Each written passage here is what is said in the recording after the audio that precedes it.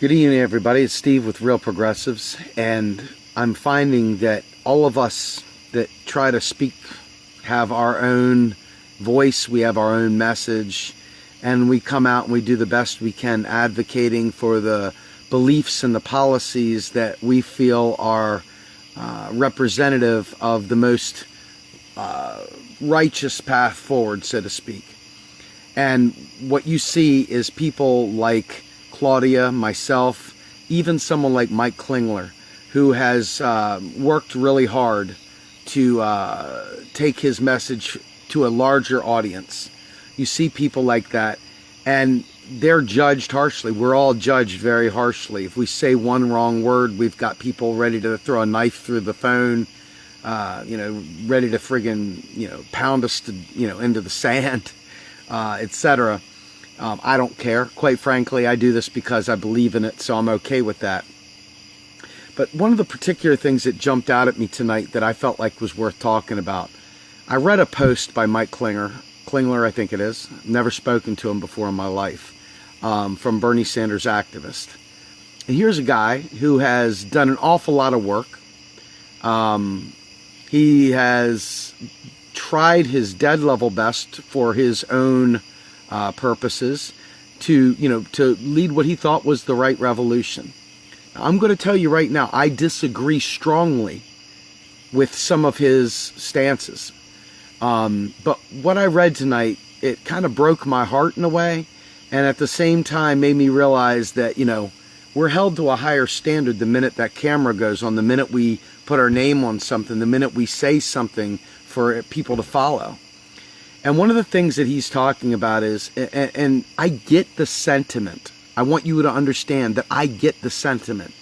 His goal is to keep everybody that supported Bernie, regardless of who they vote for in November, to keep that spirit of unity together. I think the concern is that issue is not an issue. The real issue is leading up to November. And what I think he's failed to understand, and why he's seeing some pushback, is because what you're seeing is, by minimizing the differences between November and the folks voting in November, you're literally condemning people to death. You're condemning people to war, because that is what follows everywhere that the Clintons go. So what I think Mike is experiencing is true progressive blowback from people who recognize that a vote for Hillary is a vote for death. And that at the end of the day, we're all going to unite anyway after the fact to support progressive candidates. At least you'd like to believe so. So he's fighting a battle, in my opinion, prematurely. We still got work to do up till November. And our job as progressives is to ensure that we don't allow someone who will put a wet blanket on us in Hillary Clinton to marginalize our movement. So that's the pushback I think he's seeing from real progressives all over the place. And I know there's a lot of people genuinely really upset at him, and I feel bad for the guy, I really do. Because even though I strongly disagree with his approach, I recognize the hard work the man has put into this effort. And so, my hat's off to you, buddy. I've never spoken to you, you've never reached out to me. Heck, I've never reached out to you, but this is kind of my vine to you because I recognize the hard work. But let me just be really, really clear. If you choose to watch this, if somebody forwards this to you, so you understand where your weak spot is in this movement and why some people are not following what you're saying. There are huge, huge, huge, calamitous issues that come from supporting Hillary Clinton. And for those of us with children who are military age, there is no greater fear than Hillary trying to send our kids back to the Middle East to die in her wars. And I am absolutely adamant that I don't care how many people died in the Obama era. I don't care how many people died in the Reagan era. I don't care how many people died in the Eisenhower era. I care about the fact that we are choosing another president here shortly.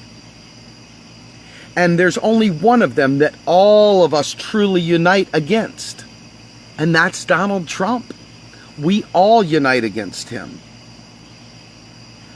But what we don't do is we all don't unite against Hillary. And I've talked about this countless times. So what happens?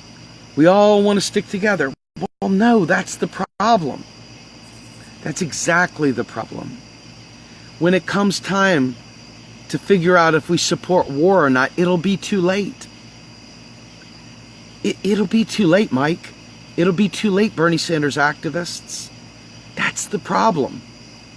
But you can guarantee, I mean, like, you can bet the entire house, your car, your job, your kids' lives even. You can bet your kids' lives that even low-level, non-intelligent, idiosyncratic, vote blue sycophants will stand up and create memes against Donald Trump and fight against him every step along the way. That's right, every step along the way. They won't know anything about the issues, but they're real good at falling in line. And so come November, if Hillary gets in, those same people will go back to zombie land sound asleep. It's now until November that matters. If you're ready to sell out before November, if you're ready to say that the presidential election doesn't matter, well, I'm going to have to beg to differ with you. It's going to have cataclysmic results. And then Mike goes into another area which is deeply troubling to me, but, you know, I understand the logic. This is not a I don't like you kind of thing. I don't know him. I just know what I read. And so from my angle, when you say, hey, if you're in a battleground state, don't vote for Jill Stein, well, then you obviously believe that Hillary Clinton is the lesser of two evils. That, my friend, is a huge chasm of difference between the rest of us real progressives and what you're offering up. That's a big deal. Donald Trump, I've looked everywhere. I mean, I've scoured Google, I've scoured DuckDuckGo, I've scoured everywhere. I simply can't find a single instance where he led a coup d'etat and a democratically elected government. I've never seen him do it. I've never seen him destabilize a government with a coup led by the CIA. I've never, and I looked too. Mike, I promise you, I looked. I was struggling. I couldn't find it though. If you can find it, message me. I want to let everybody know about the coups Donald Trump has started. The other thing that I was really concerned about was how many times he laughed in the middle of raiding a country, killing a guy like, I don't know, Gaddafi, and then bragging like, we came, we saw, he died. Ha ha ha ha ha. So if you can find that for me, I'll sign up with you on that stuff about the whole, you know, idea of falling in line if you're in a battleground state. Until then, though, as of right now, I'm just being honest, as of right now, I'm going to have to say no. I'm going to go with no. Because I am scared to death of Clinton installing all of her surrogates. I'm deathly afraid of watching the vote blues defend her every move. I'm deathly afraid of them supporting war because that's their gal. The same war that Donald Trump could put us in, that they would absolutely take to the streets to block. This is the major disconnect between your awesome concept of uniting. And I am with you, man. I am so with you on that. We do need to unite. We really do. And I get it. I'm telling you, I am like right there pushing right behind you. The only difference is that you're pushing us to, in the end, support Hillary if we're in a battleground state. That's not revolutionary, my friend. It really isn't. And that right there is why you're getting the blowback. It really is. I can't boil it down much better than that. There are real things at stake for November. We have got to help build a third party, whether you like the Green Party or not, to get them on the debate stage and get them federal matching funds in 2020. That's it. It's serious. There is no competition for the Democratic Party otherwise. They don't care. They go back to treating us like a booty call again. I don't want to be a political booty call, Mike. And I'm serious. I know you got the right heart for this. I want you to know beyond a shadow of a doubt, I am not trying to call you out. I'm not trying to be mean-spirited. I'm in no way, shape, or form denigrating the hard work you've done. I actually salute you. I just think you're flawed here. Not you as a person, but what you're trying to do. You need to understand that most of us progressives, even people like myself who are registered Democrats before, are not vote blues. And so what you're asking us to do is to ignore the fact that a vote for Clinton is a vote to send our children to die. I don't think you realize that's what it is. I think you've fallen prey to this belief that saying stupid things, being a loudmouth, is somehow or another equivalent to literally saying we came, we saw, he died, ha ha ha, or destabilizing Honduras and having Berta Cáceres murdered, or a host of other things. As the stuff just keeps churning and churning and churning, we already see beyond the shadow of a doubt that a vote blue will support someone like Obama, even, who has consistently blown the hell out of hospitals or Doctors Without Borders, accidentally, oops, my bad, or appointed conservative justices like Merrick Garland, or perhaps even push for the TPP. And he said, you know what? I know for a fact that my vote blue sycophants aren't going to put me down. And sure as shit, when you looked at the platform committee, what happened? They all sat there and said, we can't possibly say anything bad about Obama. He's a sitting president and we don't want to hurt his legacy. And you saw the same people fighting Colorado Care right now because they want to protect Obama's legacy. Mike, that is what that mindset is doing. It is the counter-revolution. I know you don't realize that. If you did, I'd be really angry with you right now. But I know you don't, because I really believe your heart is in the right place. I mean this. I really believe your heart's in the right place. I just think that you're missing a huge part of this. It's not, hey, like at the end of the day, we're all going to vote for, we're going to support down-ticket progressives, no matter who we vote for. So you're not, that's not an issue. We're all going to do that. What the issue is that we recognize that our revolution literally has a big, huge thing of gas poured on it with Trump. Not that we're going to vote for him, not that we're going to support him. We're supporting Jill Stein. But if you sit there and you allow Hillary to get in that White House, you are literally taking half of our movement and peeling it away and to go back into zombie land.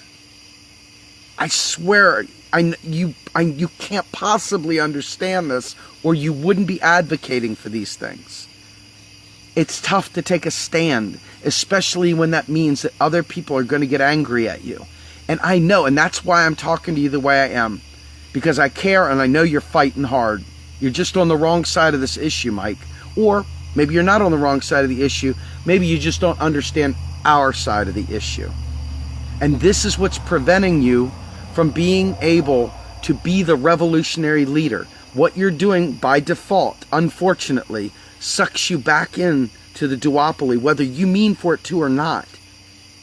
What you're doing is you're still allowing people to have a conscience-free vote for the warmonger of the year, for a person that literally doesn't give a crap about humanity.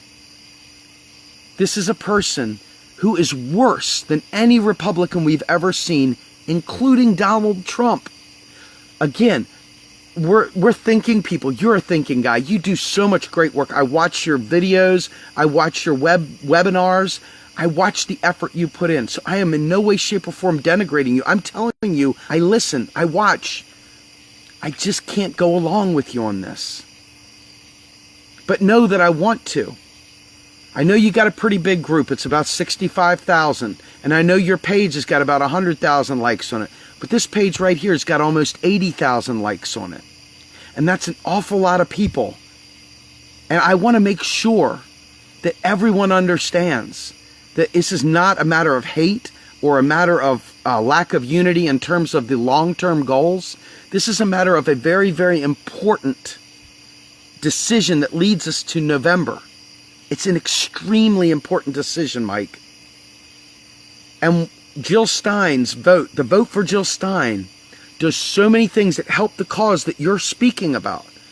It facilitates what you're talking about. The Democrats will have to listen to progressives if they understand there is a genuine option. Right now, they can treat us like a booty call, Mike. And that's the problem. We can't be a booty call for the Democrats anymore. And I'm asking you, I'm begging you. You got a great platform. You're a wonderful organizer. You've got tremendous skills. Like, I love your skills. You got mad skills, like Napoleon Dynamite level skills. You know, girls always like guys with skills. You got them, man. You got the skills, dude. I'm asking you to use them to defeat a warmonger, to block someone who would literally put fracking on the board everywhere, sold it around the world. Someone who is so dangerous when surrounded by her yes people that will take bullets for her left, right, and center so she can do anything she wants. What you're doing is you're allowing the wolf to take over the country. And you're overestimating the ability for a bunch of people out of power to block her when she's already in the White House setting up every single governmental agency across the nation, including the Democratic Party in every state. Once she is able to put her people in power at all those levels of government, forget just the White House, folks. I'm talking about being able to appoint the chairman of the Fed. I'm talking about being able to appoint the Secretary of State. I'm talking about the Defense Department. I'm talking about every single step along the way. She will have yes people in all those positions. And she didn't get sponsored by people like Bob Kagan, the warmonger extraordinaire, because she wasn't going to position these people for power. These people are signing up not just because Donald Trump's an idiot, but because they know that she is the best Republican running. And that's, my friend, why, if you really want to take all those skills and all that organizing and all that strength you've got and all that charisma you got, man. Shit, you're a good-looking guy. You're a friggin' marketing guy. You got all these skills to talk and these things. Don't wreck it by selling out. And I know you don't think you're selling out, but I'm telling you. It's not the unification part that I disagree with. You're right on. I'm going to be right there with you. I promise you. Right after this election, I'm going to be talking about unifying with these progressives because we got to block any wars that come our way. We got to block any fracking. We got to block any of this bullshit. And we've got to fight tooth and nail to end the drug war and stuff like that. Things that are not going to happen with a very conservative Goldwater girl named Hillary Clinton. Now, it won't happen with a Trump either. The difference is that we know in 4 years we'll get another crack at it. But we know in 4 years if Hillary gets in there, that she'll run unopposed. She will run unopposed. And the only prayer we have of unseating her in 4 years is to get the Green Party matching federal funds in 2020. Do you see the logic here? If you don't see the logic, message me. We can talk. I'm telling you right now, Mike, you're a sharp guy, and I really dig you, and I like the stuff you're putting out there. But you're missing the boat, and the reason why you're getting the blowback is because you're not recognizing the devil that Hillary Clinton is. With that, I am Steve Grumbine with Real Progressive saying I believe in Mike's call for unity. I just don't believe in it before November. Have a great night, everybody.